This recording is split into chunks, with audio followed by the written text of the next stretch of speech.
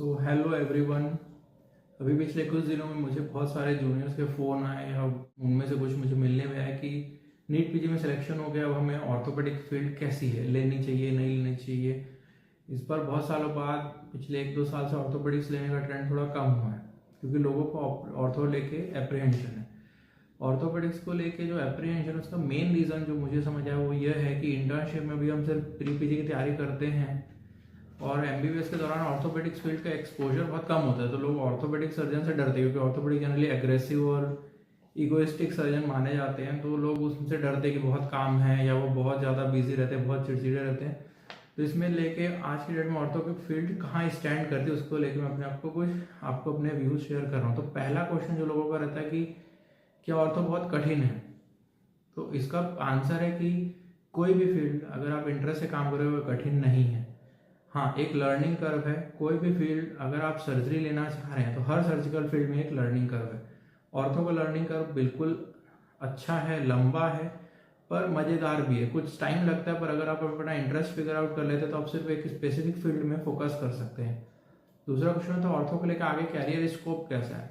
देखो, ऑर्थोपेडिक जो फील्ड है ना, सबसे पहले आपको अपना एक सर्जन के साथ जाके देखना चाहिए, 5 मिनट 10 मिनट काम देखना चाहिए, उसका काम कैसे एक ऑर्थोपेडिक सर्जन का डेली रूटीन होता है, क्या क्या वो सर्जरीज करता है, ताकि आपको समझ आए कि अगर आप ऑर्थोपेडिक फील्ड ले रहे हो तो 10 साल के बाद आप किस पोजीशन में होगे, किस टाइप का काम करोगे। तो ऑर्थोपेडिक फील्ड आजकल सिर्फ और सिर्फ हड्डी जोड़ने वाली नहीं रह गई है। ऑर्थोपेडिक में कई लोग, अगर आपको ओपीडी पसंद है तो ओपीडी भी बहुत हैवी होती है। पेशेंट का घुटना दर्द है, कमर दर्द है, शोल्डर पेन है, छोटे छोटे प्रोसीजर है, टेनिस एल्बो है, हैंड के बहुत सारे प्रोसीजर्स हैं, कार्पल टनल है, सर्वाइकल पेन है, ये सब ओपीडी हैं। ओपीडी के से जुड़े छोटे छोटे बहुत सारे प्रोसीजर्स हैं। आप फिजियोथेरेपी खोल सकते हो, लैब खोल सकते हो।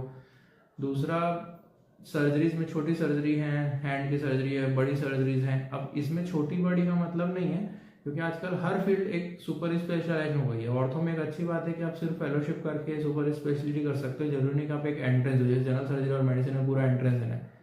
ऑर्थो में डीएनबी फेलोशिप्स होती हैं जिसमें थोड़ा बहुत एंट्रेंस है, पर अगर आप सीखना चाहते हो तो बिना एंट्रेंस के सीख सकते हो। अगर आपको हैवी वर्क नहीं करना है तो सिर्फ हैंड सर्जरी में फेलोशिप होगा। हैंड सर्जरी भी बहुत प्रीमियम हो गई है। ऐसे आप सिर्फ नी आर्थ्रोस्कोपी कर सकते हो, जिसको अपन दूरबीन की सर्जरी बोलते हैं। शोल्डर आर्थ्रोस्कोपी में आगे बढ़ सकते हो। रिस्ट है, एंकल आर्थ्रोस्कोपी, जॉइंट रिप्लेसमेंट अलग फील्ड है। इन्फेक्शन ऑर्थोपेडिक का अलग फील्ड है। कॉम्प्लिकेटेड जॉइंट रिकंस्ट्रक्शन अलग फील्ड है। तो अनलिमिटेड अपॉर्चुनिटीज ऑर्थो में है। तो अगर आपको सर्जरी फील्ड में इंटरेस्ट है और आप ऑर्थोपेडिक का एक्सपोजर ले चुके हो, कुछ घंटे या कुछ समय आप ऑर्थोपेडिक डिपार्टमेंट में बिता, आपको लगता है कि ऑर्थोपेडिक मेरे को पसंद आ रही है, तो आप ऑर्थोपेडिक्स फील्ड ले सकते हो। हाँ, लर्निंग कर्व ज़्यादा है पर आजकल हर फील्ड में बाद में अर्निंग भी अच्छी है। अर्निंग पे आते तो तीसरा पॉइंट आता है कि ऑर्थोपेडिक फील्ड की अर्निंग कैसी है। देखो, अर्निंग कभी भी क्राइटेरिया नहीं होना चाहिए एक फील्ड को चुनने का। फिर भी ऑर्थोपेडिक फील्ड की अर्निंग बहुत अच्छी है। अगर आप अपने फील्ड में अच्छे हो तो इतने अच्छी अर्निंग है कि आप नहीं सोच सकते। अगर आप अपने फील्ड में अच्छे हो तो स्किल में भी अर्निंग है। अगर अपने फील्ड में अच्छे नहीं हो तो किसी में भी अर्निंग नहीं है। तो आपको अपनी फील्ड में अच्छे होने पे फोकस करना चाहिए, अर्निंग पे नहीं करना चाहिए। ऑन एन एवरेज मेरा एक ये वीडियो है, एक ऑर्थोपेडिक सर्जन या डॉक्टर कितने पैसे कमा लेते हैं, आप इसको भी जरूर देखिए। मोटा मोटा आप 2 से 2.5 लाख रुपए 1-2 साल के बाद कमा सकते हो। अगर आपका अच्छा हाथ है तो 5-6 लाख रुपए पर मंथ 2-4 साल के अंदर आराम से आ जाते हैं।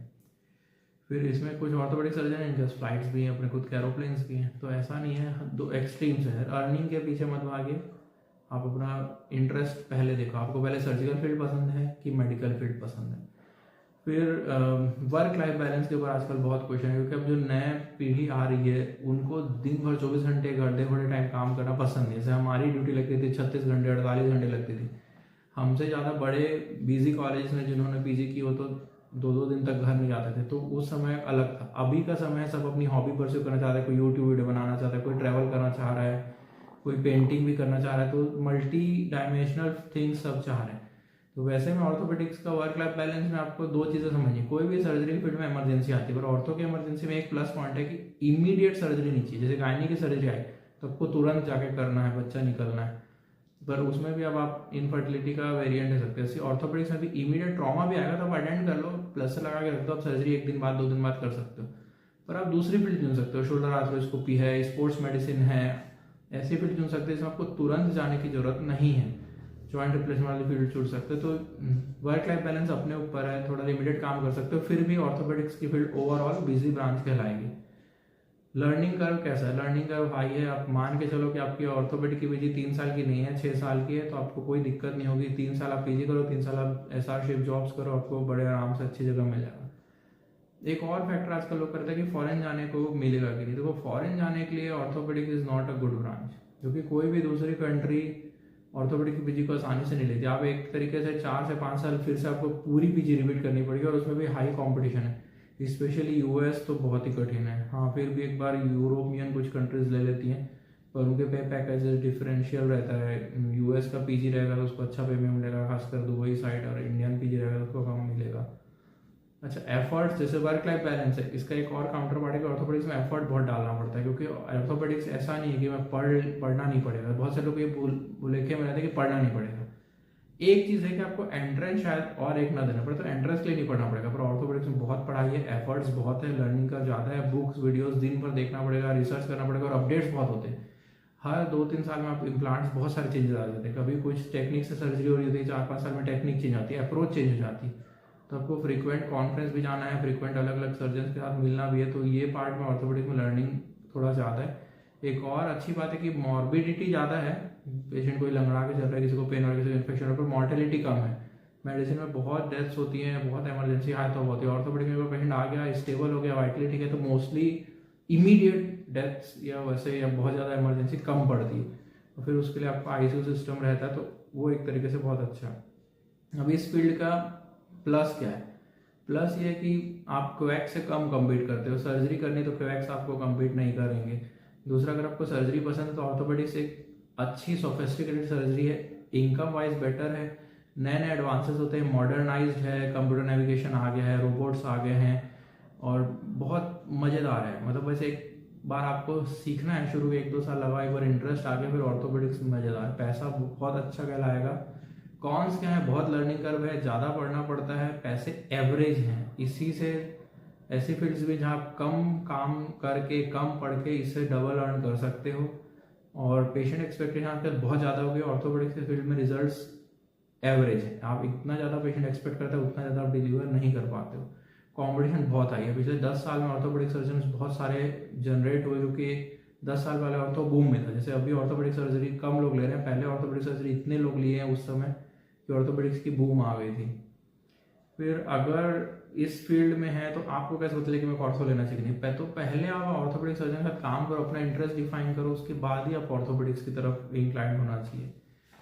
कॉलेज कैसा चुनना चाहिए, ये क्वेश्चन पूछते हैं लोग। देखो, कॉलेज चुनने के लिए ऑर्थोपेडिक्स में पहले तो आपको जो मिल रहा है वो उठा लो, क्योंकि अब वो तो मजबूरी है। पर अगर आपके पास ऑप्शन है तो आप रिसर्च करो कहाँ पे आपको स्टूडेंट्स के साथ इंटरेक्ट करने से पता लगेगा कहाँ पे आपको कटिंग ज़्यादा मिल रही है। तो पहला क्राइटेरिया है कटिंग। दूसरा है बहुत एक्सट्रीम वर्कलोड नहीं होना चाहिए। अगर बहुत एक्सट्रीम वर्कलोड होगा तो इतने पेशेंट होंगे कि आपको कुछ मिलेगा नहीं, आप सिर्फ पट्टियाँ करते रह जाओगे।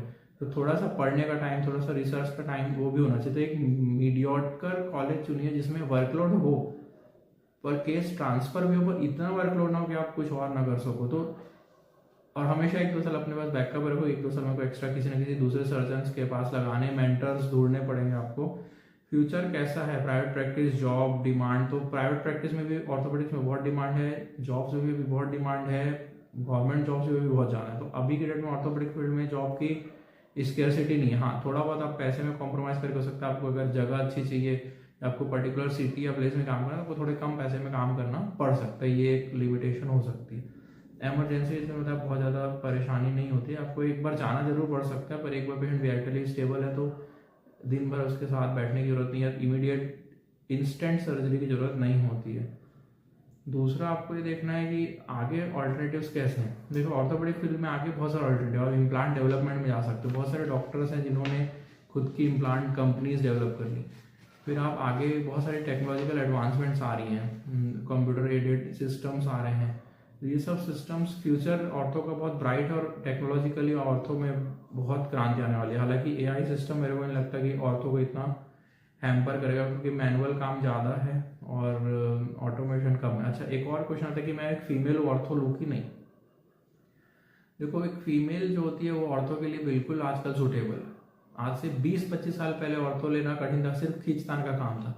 अब इतने अच्छे अच्छे इंस्ट्रूमेंट्स आ गए, इतनी अच्छी अच्छी मशीनें आ गई हैं कि आपको फीमेल को कोई दिक्कत नहीं है। हाँ, पर अपने मन में अगर आप सोच लो कि आप फीमेल को नहीं कर सकते हो तो वो एक अलग कहानी। पर अगर आप ठान ले रहे हो, थोड़ा सा मेहनत लगेगी और अपने बॉस का आपको कॉन्फिडेंस जीतना पड़ेगा कि यार मैं फीमेल हूँ और मैं काम अच्छा करती हूँ।